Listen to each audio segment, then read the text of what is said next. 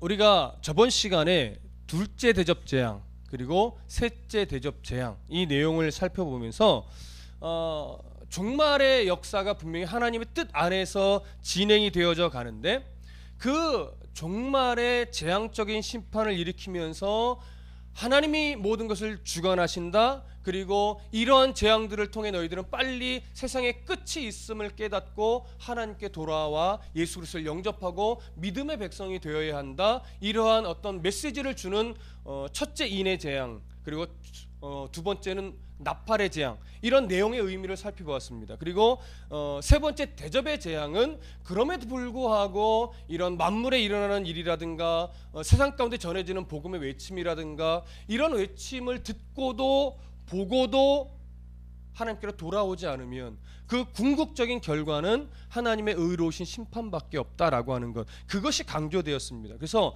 첫째 대접, 둘째 대접, 셋째 대접까지는 무엇에 대한 초점이 강조되냐면 하나님의 심판은 공의로우시다, 하나님의 심판은 의로우시다. 그러나 세상은 어떻게 해요? 그 하나님을 향해 의롭지 못한 하나님이다, 공의롭지 못한 하나님이다, 공평하신 분이 아니다, 이런 외침을 끊임없이 외치고 있는 거예요. 그래서 세 번째 대접 재앙까지 끝나고 나서 7절부터 6절 7절에 강조되는 것이 무엇이었어요?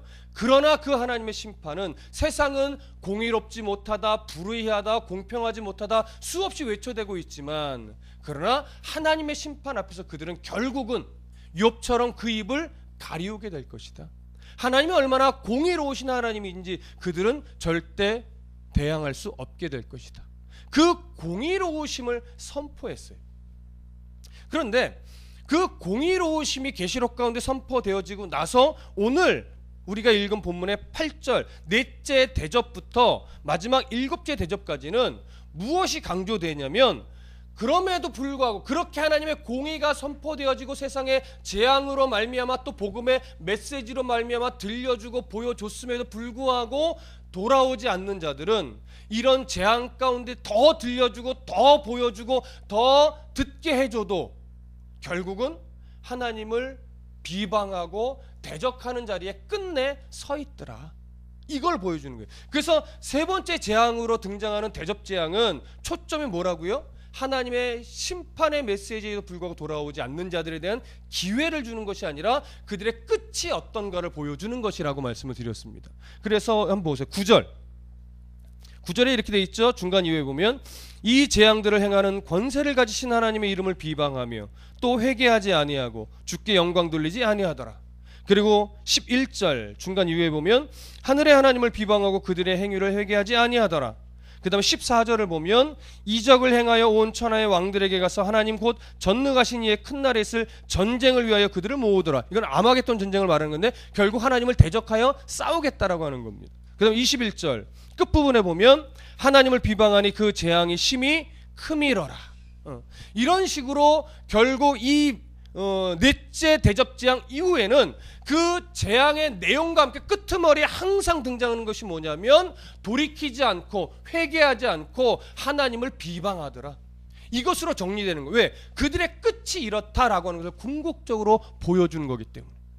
아마 이들은 어쩌면 예수 그리스도의 재림의 심판 때에도 저분이 진짜 예수님 맞아? 그럴 리는 없지만 그런 식의 자세를 취할지도 모르겠어요. 물론 그들은 그때가 되면 다 압니다. 예수를 믿었던 자건 믿지 않았던 자건 저분이 정말 메시아구나.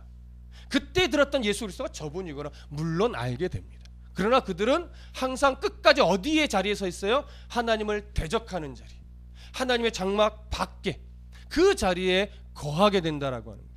그것이 그들이 가지고 있는 궁극적인 결과입니다. 그 부분에 대해서 오늘 우리가 조금 더 구체적으로 살펴봅니다. 8절 다 같이 읽습니다. 8절 시작. 넷째 천사가 그 대접을 해 쏟음에 해가 권세를 받아 불로 사람들을 태우니. 자, 네 번째 천사가 그 대접을 어디에 쏟냐면 해에 쏟았어요. 그랬더니 그 해가 불로 사람을 태우는 재앙을 일으키는 거예요. 보통 이 대접들의 재앙을 보면 애굽에서의 재앙과 많이 닮아 있었어요. 근데 이 내용만큼은 애굽 재앙에서는 없던 내용입니다. 불로 사람을 태우는 이 내용은 애굽 재앙에서는 없었죠.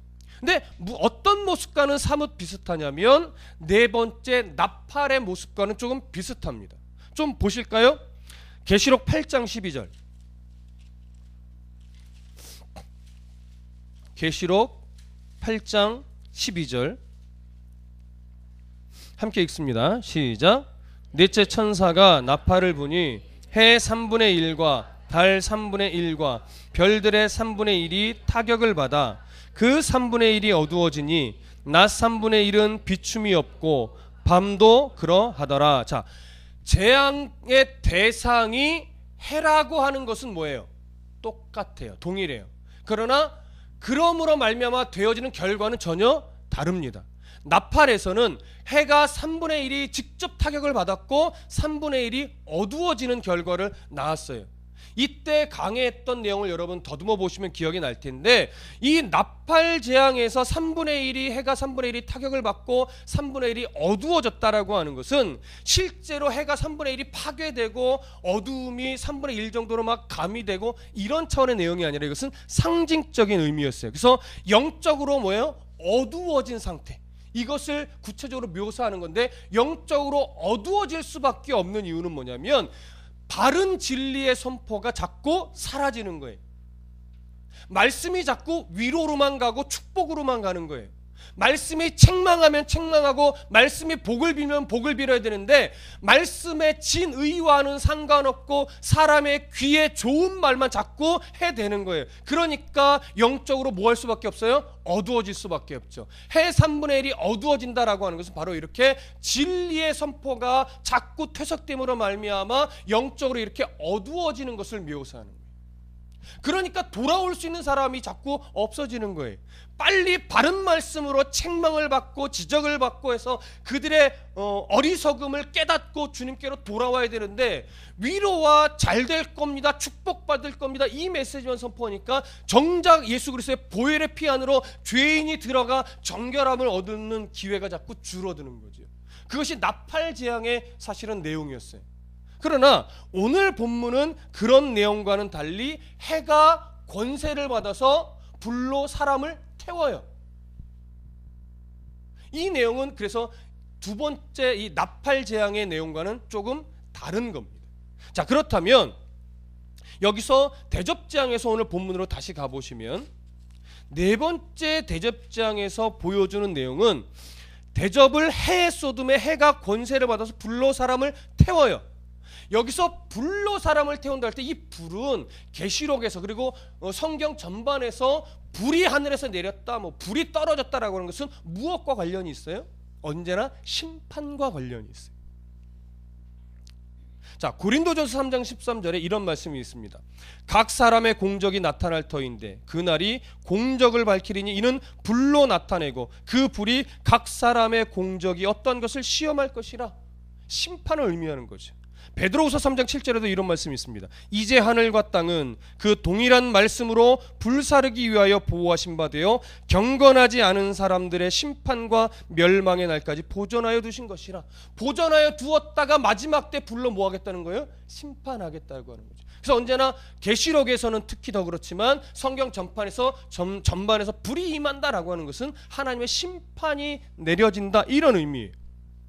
그렇기 때문에 오늘 여기서 말하는 불은 정말로 사람이 화상을 입는 그런 불이 아니라 하나님의 심판적 의미, 하나님의 심판이 얼마나 강력할 것인가의 의미를 담고 있는 불이에요.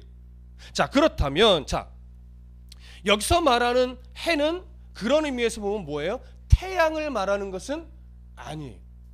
그럼 여기서 해가 권세를 받아서 불로 사람을 태운다라고 할 때 먼저 생각해 봐야 될 것이, 이 해는 어떤 존재냐? 무엇이길래 권세를 받아? 이 권세를 받은 게 누구한테 받은 걸까요?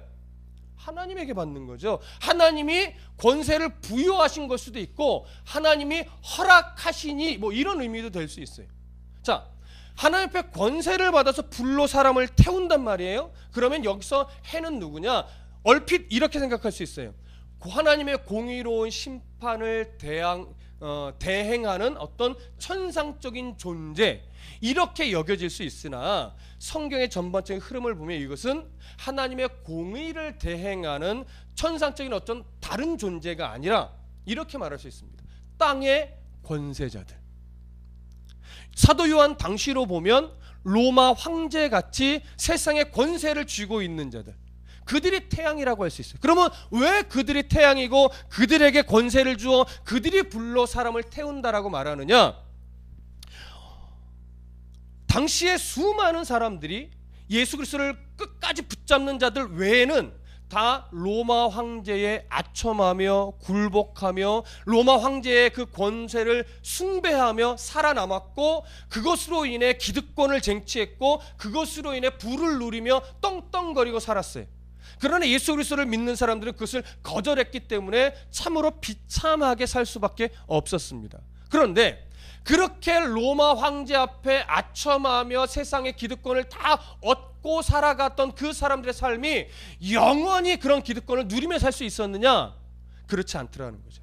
결국은 그 권세가 무너짐으로 말미암아 그 권세로 인해 고통을 받고 무너지고 망할 수밖에 없더라는 걸 보여주는 거예요. 자, 어느 내용과 비슷하냐면 사사기로 한번 가보겠습니다. 구약성경 사사기 9장. 구약성경 사사기 9장으로 갑니다. 사사기 9장 19절과 20절 말씀.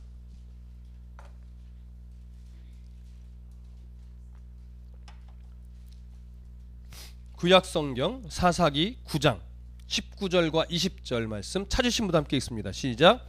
만일 너희가 오늘 여룻바알과 그의 집을 대접한 것이 진실하고 의로운 일이면 너희가 아비멜렉으로 말미암아 기뻐할 것이요 아비멜렉도 너희로 말미암아 기뻐하려니와 그렇지 아니하면 아비멜렉에게서 불이 나와서 세겜 사람들과 밀로의 집을 살을 것이요 세겜 사람들과 밀로의 집에서도 불이 나와 아비멜렉을 살을 것이니라 하고. 자, 저를 보세요. 자, 무슨 내용입니까? 이게 기드온이 남겼던 아주 부정적인 유산이에요. 기드온이 하나님의 어떤 그 은혜로 이스라엘을 구원하는 놀라운 역사를 일으켰지만 그의 후반부는 왕처럼 자기가 마치 하나님이냐 권세를 누리며 살았어요. 그래서 자식들이 몇 명이냐면 70여 명이 됐습니다. 근데 여기 아비멜렉 70여 명은 한 여인에게서 난 숫자가 아니에요. 여러 여인에게서. 부러워하는 눈빛을 지으시면 안 됩니다. 여러 여인에게서 70여 명의 아들을 낳는데 그 70여 명의 아들 외에 첩에게서 또 아들을 낳았어요. 이 첩의 아들이 누구냐면 아비멜렉이에요. 이 첩은 다른 70여 명의 형제들에게서 왕따를 당하고 비웃음을 당하고 조롱거리가 됐었어요. 그랬더니 어느 날 이 아비멜렉이 쿠데타를 일으키는데 세겜, 자기 고향 이방 사람이 세겜 사람들의 도움을 얻어서 이 70여 명의 다른 형제들을 다 죽여버렸어요. 자기가 왕이 되려고. 그런데 그 아들 중에 유일하게 아들 하나가 살아남았어요. 그 아들 하나가 살아남아서 이제 세겜 사람들과 아비멜렉을 향해서 외치는데 무슨 내용이냐면 너희들 지금 아비멜렉이 너희들에게 권세를 줄 줄 알고 그를 후원하고 돈도 대주고 막 그러지만 결국은 아비멜렉에서 불이 나와서 너희들을 사르고 말 거야, 이 얘기를 하는 거예요. 또 하나, 또 마찬가지로 세겜 사람들 안에서 불이 나와서 아비멜렉을 사르고 말 거야. 결국 뭐예요? 서로 간에 어리석은 일들로 말미암아 서로 간에 죽이는 일이 벌어질 거라는 거죠. 그게 뭐예요? 세상 권세의 한계인 거예요. 하나님이 없는 기득권, 하나님이 없는 권세, 하나님이 내지 않은 것들로 기대고 그것들로 권세를 삼으려고 하고 그것들로 부를 축적하려고 하면 그런 것들은 결국 자기에게 뭐가 돼서 돌아와요? 화살이 돼서 돌아올 거라는 얘기를 여기서 이렇게 말하는 거예요. 그래서 태양, 해에게 권세를 줘서 그 권세가 사람을 태운다는 것은 뭐냐면 하나님이 없이 세상 권세에 의지하여 그것만을 목적으로 갖고 부를 누리고 명예를 누리고 인기를 누리는 것만 가지고 살아가는 자들은 오히려 그것이 자기에게 독이 된다는 거예요. 자기에게 불이 되어 자기를 심판하는 결과를 낳게 된다라고 하는 거예요. 그것이 바로 해에게 권세를 준다는 얘기예요. 해에게 정말 뭐 특별한 권세를 줘서 우월하게 만들어낸다 이런 의미가 아니에요. 그래 니들 그대로 한번 해봐라 놔두시는 거지요. 그러나 하나님의 백성은 조금 다릅니다. 권세를 받아 불로 태운다라고 말하는데 그 불로 태운다는 건 뭐예요? 해를 입게 된다는 거죠 결국은. 그러나 하나님의 백성은 그 불로 인해 해를 입을까요? 입지 않죠. 어디를 보시냐면 다시 요한계시록으로 돌아가셔서 계시록 7장으로 가봅니다. 요한계시록 7장 15절과 16절 말씀. 요한계시록 7장 15절과 16절 말씀 함께 읽습니다. 시작. 그러므로 그들이 하나님의 보호자 앞에 있고 또 그의 성전에서 밤낮 하나님을 섬김에 보좌에 앉으신 이가 그들 위에 장막을 치리니 그들이 다시는 줄이지도 아니하며 목마르지도 아니하고 해나 아무 뜨거운 기운에 상하지도 아니하리니. 자, 하나님께서 믿음의 백성들 위에 뭘 쳐주셔요? 장막을 쳐주셔요. 장막을 쳐주시니까 해나 다른 뜨거운 기운에 상해요 안 상해요? 안 상한대요. 이제 잘 들으세요. 저를 보세요. 너무 중요한 구절이에요. 믿음의 백성들 위에 하나님이 장막을 쳐주셔서 해나 뜨거운 기운에 상하지 않는다면 우리는 자칫 이것을 이렇게 이해할 수 있어요. 그러면 예수 그리스도의 보호 아래서 우리는 늘 좋은 일만 일어나겠구나. 그리고 장막 밖에 있는 자들에게는 늘 나쁜 일만 일어나겠구나. 그런 걸까요? 그렇지 않아요. 이 얘기는 뭐냐면 궁극적인 결과를 말하는 거예요. 하나님의 백성들은 하나님이 그 위에 장막을 쳐주셨기 때문에 세상의 모든 세파를 겪으며 살아갈 때 그 인생의 끄트머리의 결과가 하나님으로부터 끊어지는 결과가 주어지지 않는다라고 하는 거예요. 그러나 세상을 목적으로 삼고 살아가는 자들은 결국 그 세상이 그들에게 독이 되어 돌아오기 때문에 세상 끄트머리에는 하나님과 어떻게 되는 결과가 주어져요? 단절되는 결과가 주어진다라고 하는 거예요. 그래서 우리에게는 이 장막이 있는 것이 하나님의 그 큰 사랑에 있어서 어느 것도 끊어낼 자가 없다라고 하는 로마서의 말씀과 부합한 거예요. 여러분들 버려지지 않습니다.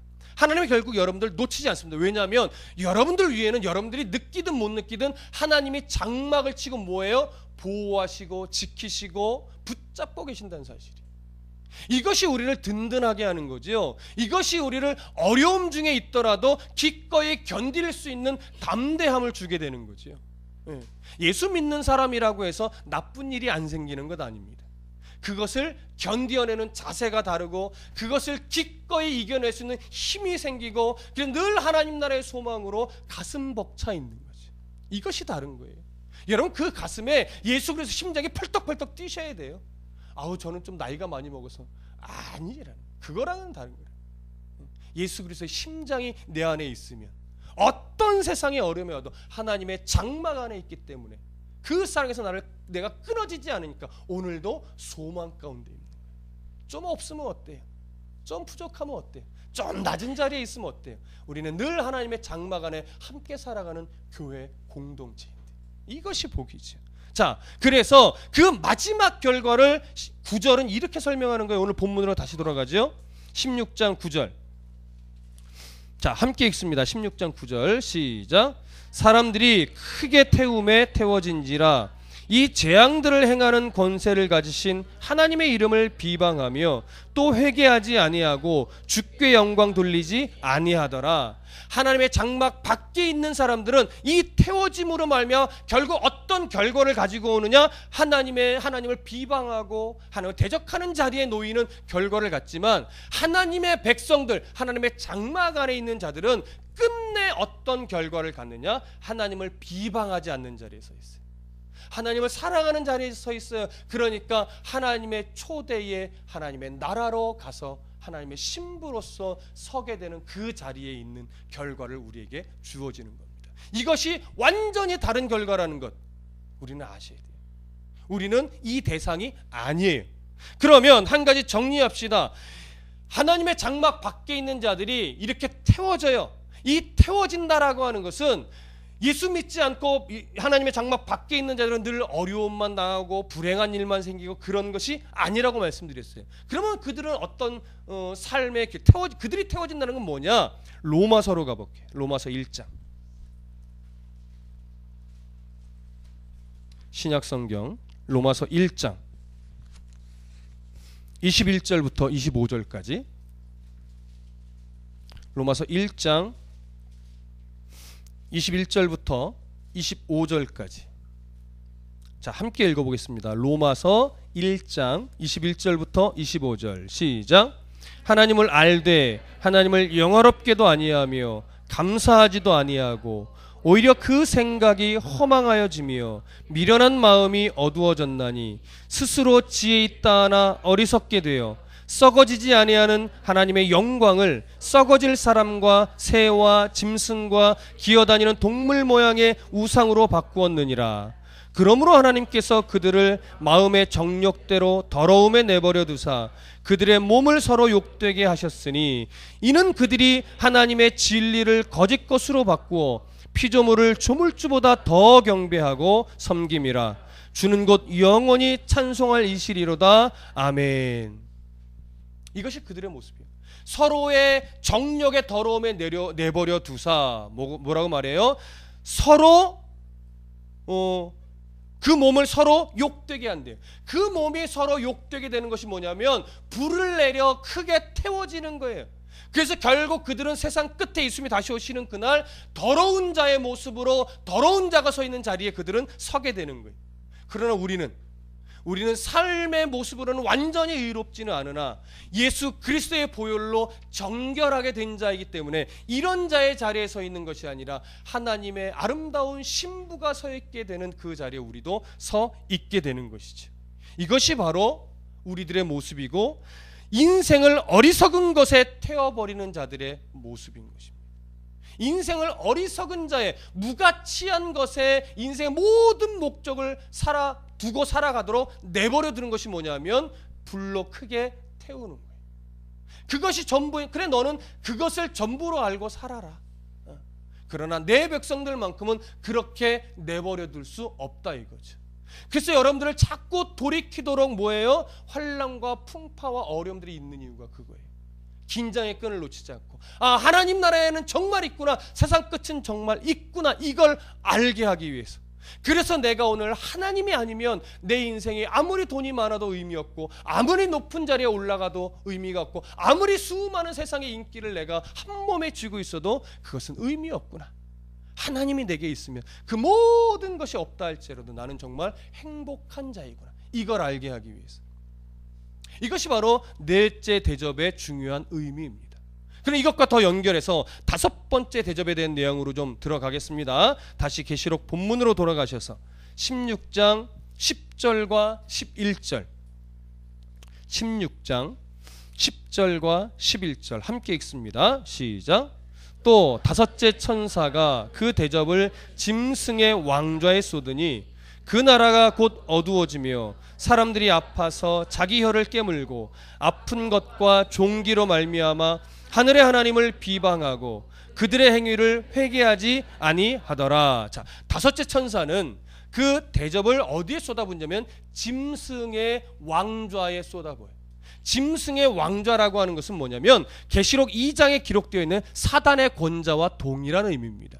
짐승의 왕좌, 사단의 권사. 이것이 의미하는 것은 뭐냐면 짐승의 권세가 통치하는 영역을 말해요. 쉽게 풀어서 이야기하면 하나님이 뭐 중요하냐? 네가 부자로 사는 것이 더 중요하지. 하나님을 믿는 것이 뭐 중요하냐? 네가 높은 자리에 올라가고 승진하고 승승장구하는 것이 더 중요하지. 세상에 인기만 있으면 충분해.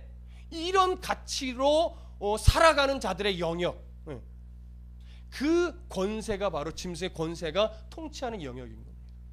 그 영역에 뭐가 쏟아졌냐면 하나님의 재앙이 쏟아진 거예요. 그랬더니 그 나라가 어떻게 돼요? 어두워졌대요. 하나님의 그 나라가 그 짐승의 권세가 통치하는 영역이 어두워졌대요. 결국 이것은 무엇을 우리에게 보여주는 거냐면 짐승의 권세도 누구의 통치 아래 있다? 하나님의 통치 아래 있다라고 하는 거예요. 이 짐승의 권세, 사단의 권세는요, 하나님과 대적하여 싸울 수 있는 존재가 되지 못해요. 누누이 강조하지만 자꾸 종말의 시대를 하나님과 사탄의 팽팽한 대결 구도로 보아서는 안 됩니다. 그렇게 되면 우리에게 두려움이 올 수밖에 없어요. 그러나 사단도 결국은 피조물의 일종일 뿐이에요. 하나님과 견줄 수 있는 존재가 되지 못합니다. 그래서 하나님이 마지막 때를 위해 그들을 뭐예요? 내버려 두시는 거예요. 놔두시는 거예요. 왜? 우리를 더 연단하고 하나님께 돌아오는 도구로 삼기 위해서. 그래서 끝까지 내버려 두셨다가 하나님 그 나라를 어둡게 하시니, 오늘 본문은 뭐라고 말합니까? 곧 어두워지며 사람들이 아파서 자기 혀를 깨물어요. 아픈 것과 종기로 말미암아 하늘의 하나님을 비방해요.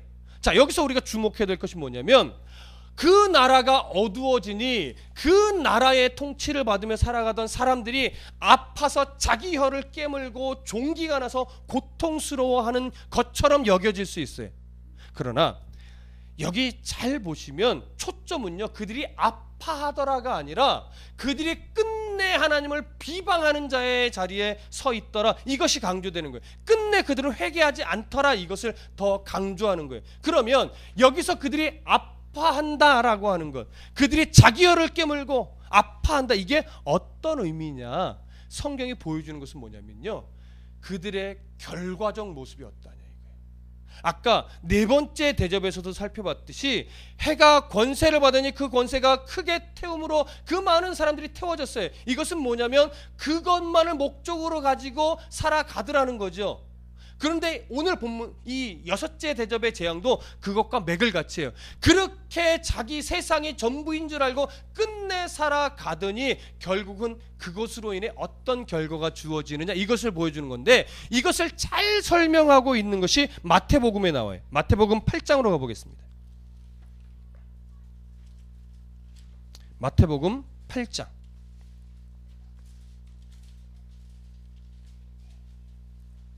마태복음 8장 12절.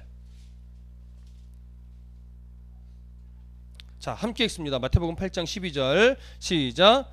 그 나라의 본자손들은 바깥 어두운 데 쫓겨나 거기서 울며 이를 갈게 되리라. 자, 이 구절은 유대인들 중에, 이스라엘 백성들 중에도 천국 백성에 참여하지 못하고 이를 갈게 될 자들이 있다는 내용이에요.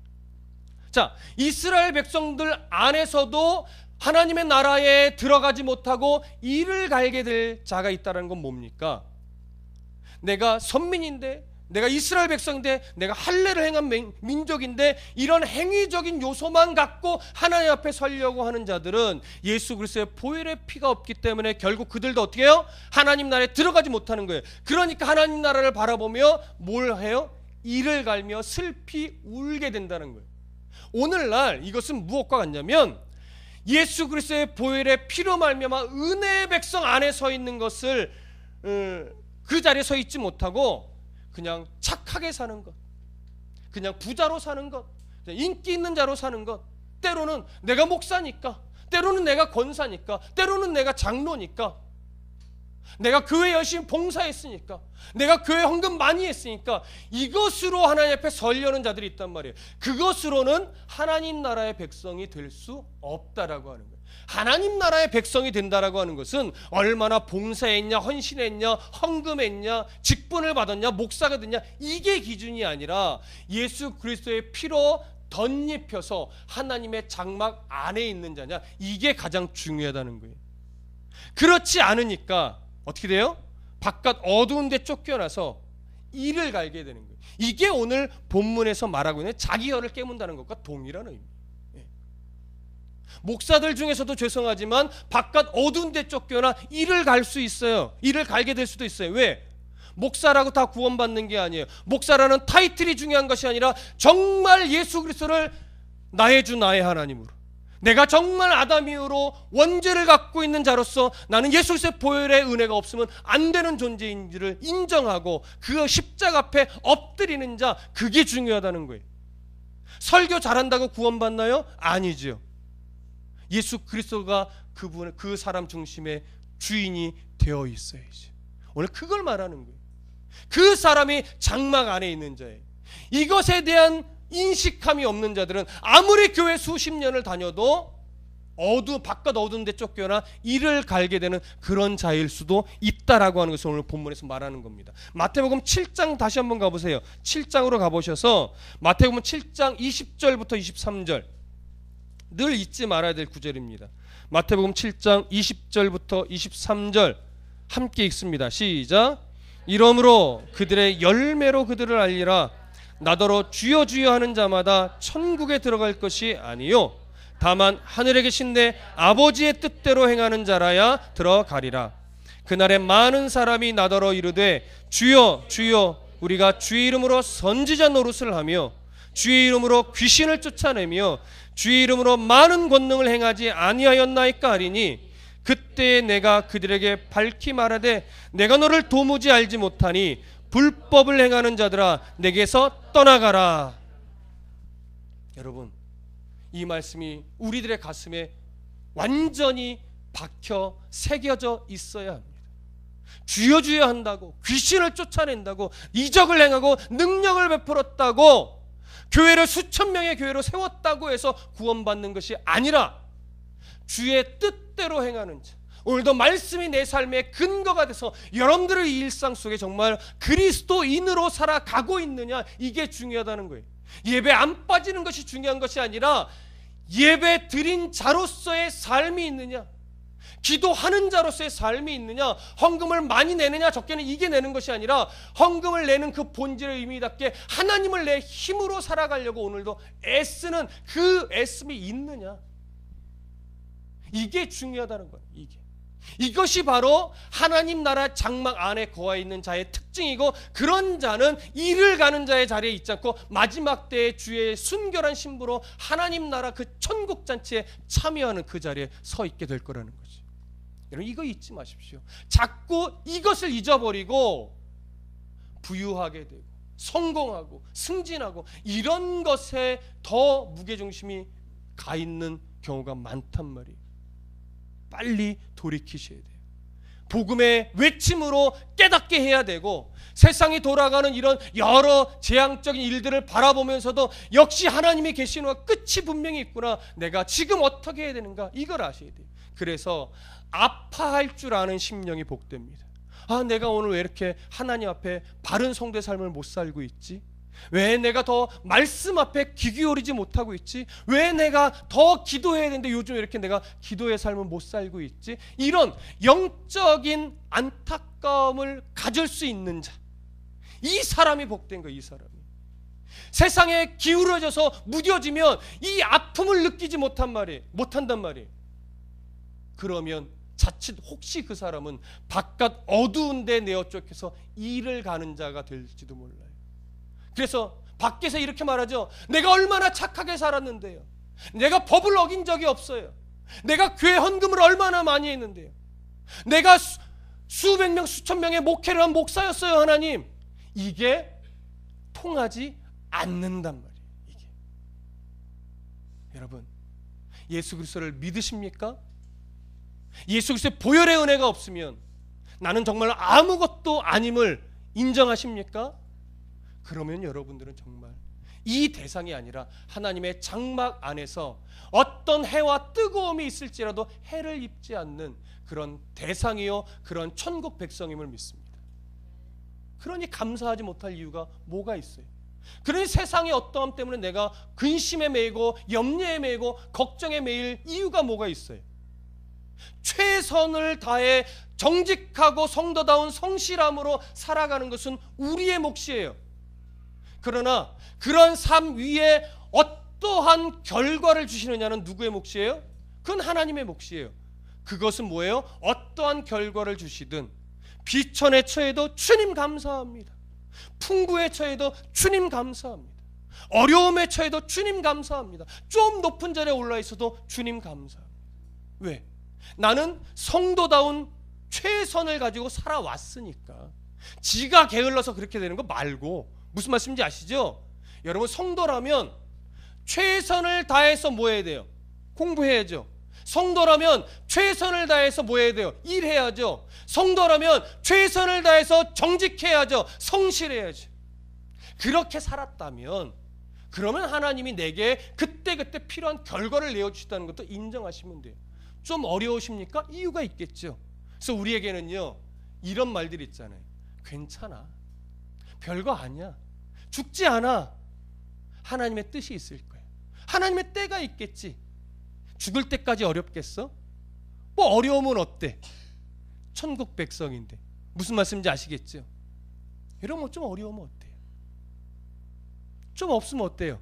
새끼 먹고 살면 되지. 그런데 하나님은요, 때로는요 그렇게만 내버려 두시는 분은 아니에요. 이렇게 말하니까 자꾸 성도는 맨날 어렵기만 할 것처럼 여겨지지만 그것은 아니라는 거예요. 기복주의에 물들까봐 제가 그쪽으로 자꾸 기울어지지 않는 것뿐이지, 하나님은 내 백성이, 내 자녀가 어렵고 힘들게만 사는 것 원하시는 하나님은 아니라는 거예요. 최선은 우리의 목, 결과는 하나님의 목 인정하시고 오늘도 감사함으로 하나님의 장막 안에 거하는 백성으로서의 기쁨을 가지고 살아가시기를 간절히 부탁드립니다. 기도하겠습니다.